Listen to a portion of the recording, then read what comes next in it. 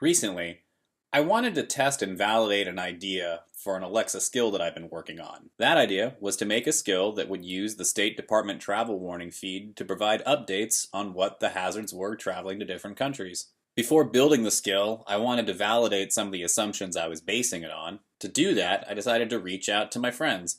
I interviewed around a dozen moms. Turns out I have a lot of friends who've traveled to some very exotic places. Those places include, Oh, sure. Let's see, the ones I'm aware of anyway. to protect identities, I'm only using audio and 1950s pictures of idealized mothers. Jordan and Turkey, Israel, South Africa, Malawi, Colombia, Estonia, Mongolia, Nicaragua. India, China, Did you know he's on his way to India right now? Cambodia, Afghanistan. Their kids travel to a lot of places. I wanted to first understand when a mom might use this skill, so I asked them, how did the children break the news to them? She just let me know. they would just tell me, like, matter of fact, after the decision was made. I'm just going. They just informed me that they were going. As you can imagine, the children breaking news about traveling to foreign countries elicited very strong feelings. Just nervous. Mostly just nervous. Nervous, excited, a couple of them perplexed. And I would have nightmares about him. Although really, realistically, he was probably in as safe a place as you could be in the wilds of Bavaria. When she went to Jordan because it was right after Tunisia and the Egyptian uprising, so that was scary. It was a crazy time. All of the mothers expressed this deep maternal instinct to protect their kids. Some even had many deeper reasons for why they felt so concerned. I had one sister who died in a car accident when she was 17 and I was 20. And most people kind of go through their 20s feeling sort of like they're invincible.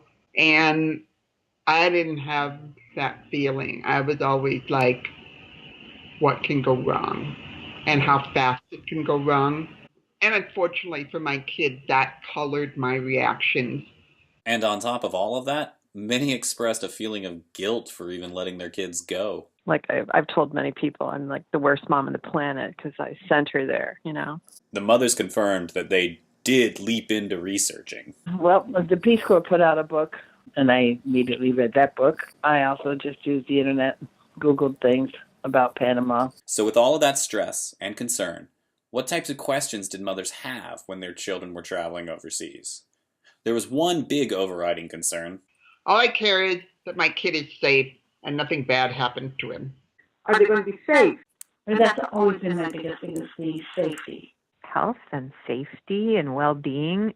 The relative availability of medical service for foreigners. So Alexa, what do I do if my child has a medical issue?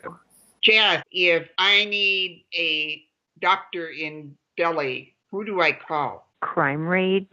What is the crime rate like in Panama? Where are they going to live? They wanted to know how to get their kids to an embassy. Jess, if I need the American embassy in Delhi, who do I call? Where can he go for help? Alexa, where's the U.S. embassy? They wondered how they might communicate with their new neighbors. What language do they speak there? I'd be interested to know the level of English speaking. They worried about transportation. What will be the quickest way for me to get from Delhi to Mumbai? They worried about political and economic stability. What's the economic status like between the classes, the lower, middle, and upper class? They worried about food. Okay, Jess. I started to ask people to use my name instead of Alexa's during a simulation so that my Alexa wouldn't keep waking up. Alexa, stop. What's a typical diet? Okay, Jess. What kinds of foods will my son be eating there? What if it's safe to eat? He got food poisoning the last time he was there. They even worried about what the weather would be day to day. What's the temperature in Mongolia? What is the weather like in Delhi today? I learned that a lot of moms, once their children were overseas, started relying more on other news sources in order to keep up on how their children were doing. But I'll check the news frequently. So when my son was in Niger, Africa, every day I'd go to World News and check the embassy and see what news is there from Niger. So there are effectively two phases of research. One, is the phase that happens when the child's initially going. And then the second phase is keeping up to date on what the ongoing trends are. Alexa, how can I get daily updates for this country? I think there should be an app for that, like just get something pushed to your phone. What were my takeaways? 1. The idea felt validated.